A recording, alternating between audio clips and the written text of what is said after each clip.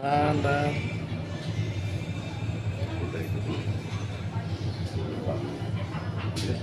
teman-teman bikin. oke.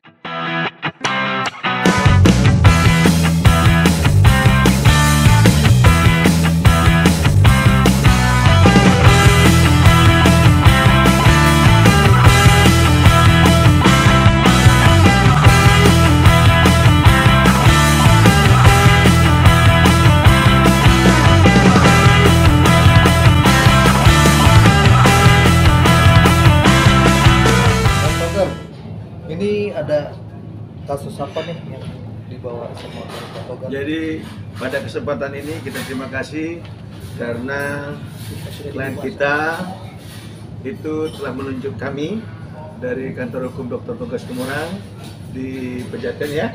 Nah, pada kesempatan ini klien kita itu ingin ya mengingatkan seseorang ya bahwa Anda harus bertanggung jawab apa yang Anda perlakukan kepada klien kami. Nah, di mana klien kami masa depan ataupun masa mudanya tercabik-cabik ataupun hancur, dan setelah dinikmatin ya itu dia meninggalkan tanpa ada satu tanggung jawab. Nah, ini yang kita akan perjuangkan untuk mencari satu keadilan bagi klien kami. Nah, kasusnya ini udah berjalan berapa bulan, Pak? Nah, kalau kasusnya sendiri, kami baru mendapatkan kuasa dan dia bercerita kepada kita bahwa ini terjadi perkenalan ya, itu di tahun 2018,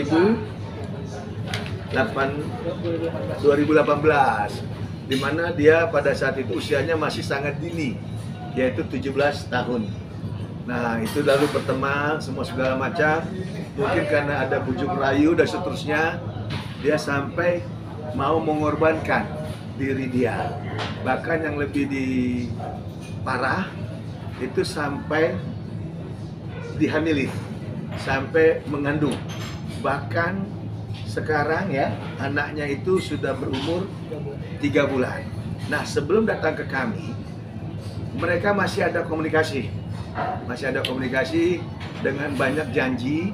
Salah satunya dia akan bertanggung jawab, akan membuat hidup layak, akan memberikan apartemen, bahkan uang bulanan, bahkan dijanjikan sekolah, mau itu S1, S2, S3, tidak termasuk diajak, anaknya juga, gitu loh, anak dari yang dikandung itu.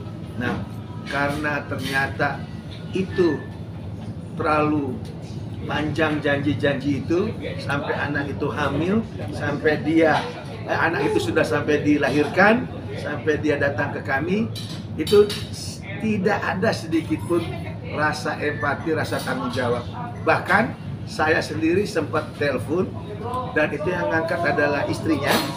Istrinya malah menantang bahwa istrinya itu ternyata tinggal di Gorontalo.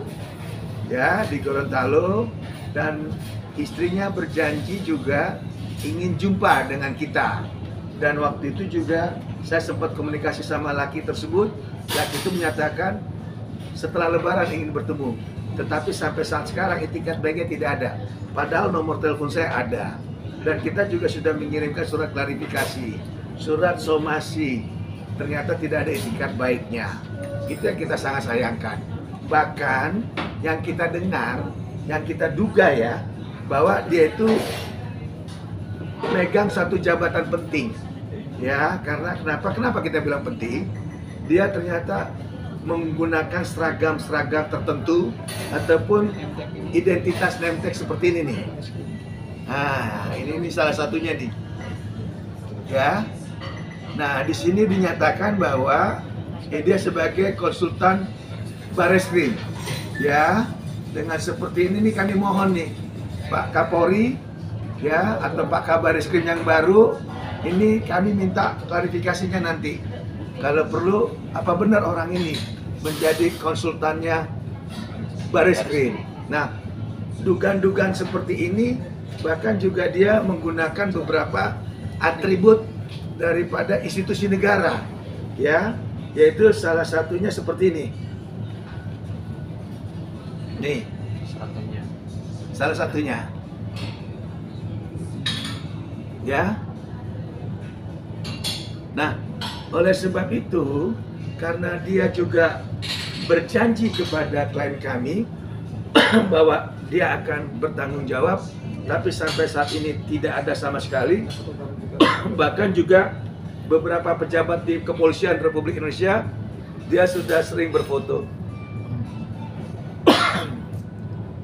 Nah, karena klien kami ini masih muda, masih dulu di bawah umur, otomatis juga ada rasa ketakutan, ya, ketakutan, takut terintimidasi, takut keluarga, atau takut hal-hal yang lain. Nah, kebetulan setelah dia datang ke tempat kami kasih keyakinan, kami kasih kekuatan, ya, kekuatan bahwa hukum itu tegak seluruh-seluruhnya. Hukum itu equal, artinya apa? Dia tidak memandang siapa orang itu. Hukum itu akan mencari kebenaran. Karena apa?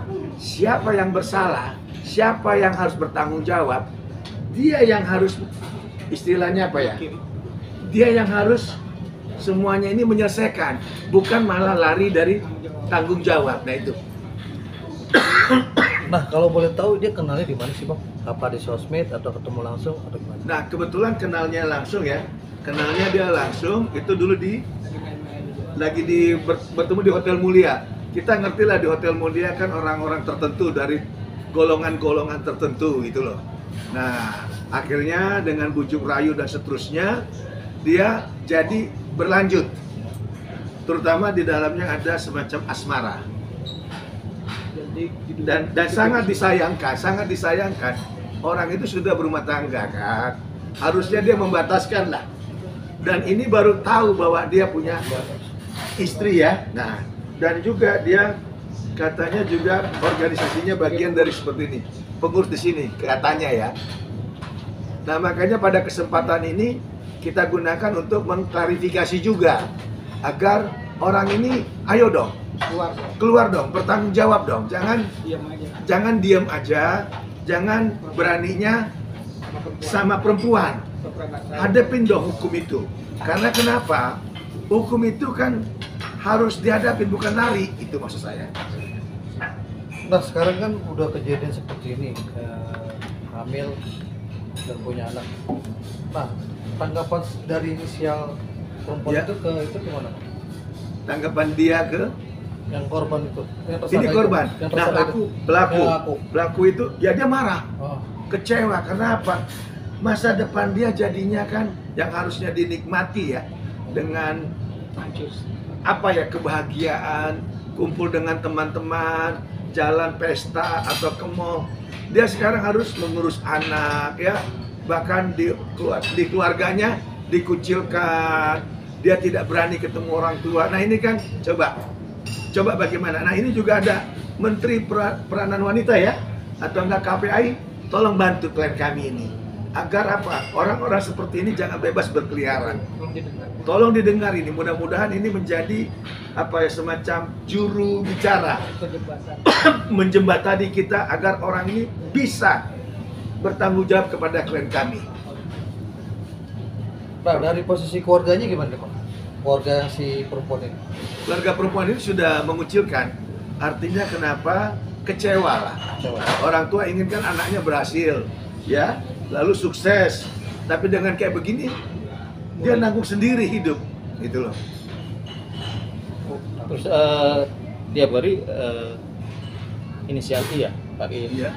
Kehidupannya pemasukan dari mana sekarang? Nah, kebetulan dia ini istilahnya mencoba usaha kecil-kecilan, ya, dengan hidup seada-adanya, sesederhana mungkin.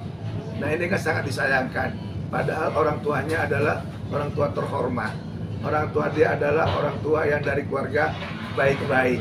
Tapi karena ada bujuk rayu, tekanan-tekanan atau ketakutan yang diperbuat sehingga mengalami satu trauma, dia itu tidak berani ketemu siapa-siapa. Untung dia ini karena penganut agama Kristen, dia berdoa, entah bagaimana dia cari di sosial media, dia jumpa dengan saya dan memberikan kuasanya kepada saya. Itu Ada rencana ke KPAI? seluruhnya kita akan tempuh demi keadilan. no viral, no justice. Makanya kita akan temu gugatan dan hal-hal lainnya. Ini belum sempat laporan ke Polda ya, Pak? Belum, karena kami tidak mau ke arah sana. Kita mau ke arah pertanggungjawaban secara keperdataan dulu. Sama kepada institusi ini, apakah dia betul kerja di tempat tersebut atau hanya semacam bluffing, ya, untuk tanda kutip menakut-nakuti orang atau diduga untuk melakukan sesuatu perbuatan melawan hukum, kan kita tidak tahu. Makanya pada kesempatan ini kita lihat seperti itu, dugaan-dugaan seperti itu, apakah orang ini benar tidak yang bersangkutan kerja di tempat itu. Apalagi dikatakan konsultan daripada Barreskrim. Terus unek-unek dari Mbak sendiri, apa yang gagasan untuk supaya dia jerah, untuk tidak ibaratnya menjawab Mbak sendiri gitu? Unek-uneknya seperti apa? Intinya itu dia pengen bertanggung jawab. Artinya apa? Dia harus mengakui kesalahannya, ya, dan dia harus bertanggung jawab kepada dirinya. Apa yang pernah dijanjikan minta direalisasikan. Inisial apa oknumnya? Inisialnya ini Inisialnya seperti itu. MSPH. MSPH Dari Gorontalo. dari yang kita Duga ya? ya, dia beralamat di Gorontalo. Gang Jeruk ya? Kalau di Jakarta dia apa? Di Jakarta ada beberapa. Ada di apartemen dia juga. Di apartemen, bahkan tadi kan dibilang ada organisasinya DPP tentang bangunan-bangunan, yaitu perumahan pemukiman. Di PPA Perindo tadi.